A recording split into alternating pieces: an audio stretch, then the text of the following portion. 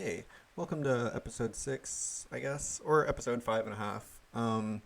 Basically, this is going to be a slight addition, and it's more advanced reasons for inflation or deflation. One is the long term deflation. So, for example, Floor 7 gear was released recently. That's going to deflate over a long term because eventually more and more and more get pushed into the game, and within a month, couple months, it might drop a more significant amount. Um, and then there's items that can't be added to the game, like potato talismans or crab hats, or those cakes from a while back. Even though in the long term, they're going to slowly go up. And people might know this and try to artificially inflate it, but um, it will recover back to its original slow inflation for those.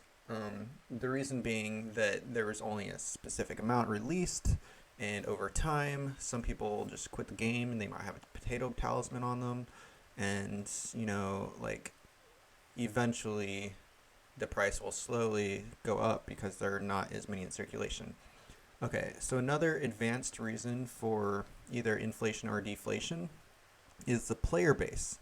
So the more players that play, the more items are needed. Also, and this is kind of counteracting the opposite, which is that when um, more items are created, you'd think the price just constantly goes down, but there's always generating new players, so you won't see deflation occur that much. And this is partly due to probably a lot of influx of new players because a lot of people are promoting Hypixel, and so because of this and the high player base, um, items won't deflate like they would if there was just a constant player base.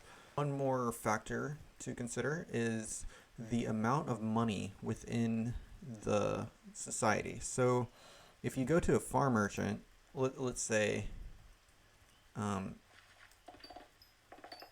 I just farmed all these nether warts, and then I go to a merchant and sell them. I just got 117 gold. 117 gold was added. Um, because of that, like, people can constantly generate more and more coins. Um, and more coins are added into the entirety of the system. And with that, over the long term, items would deflate. But the opposite also holds true. The opposite of that being when you buy items from the NPC, like if I bought this, well, let's just buy this. Okay, I spent 60,000, but it didn't go into it went back to an NPC.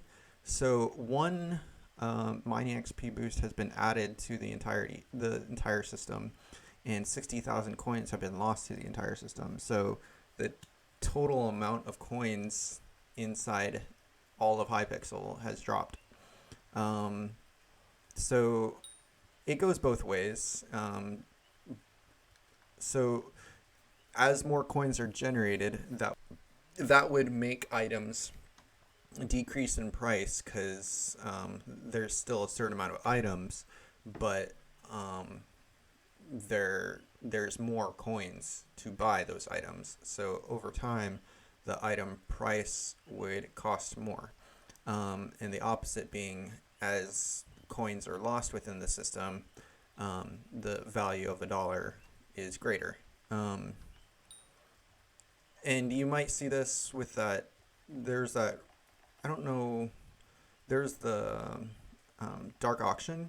I don't remember the mayor's name, but a lot of people spent their coins putting it into the dark auction, which caused the coins to disappear from the entirety of the system. And then all items during that started to slowly increase just because there's less coins within the system, so the value of the dollar held more value. Um, so yeah, that's just a few advanced long-term effects that influence inflation and deflation, that I wanted to add just in case you're trying to think, why is it inflating or deflating, and you didn't understand a reason behind that.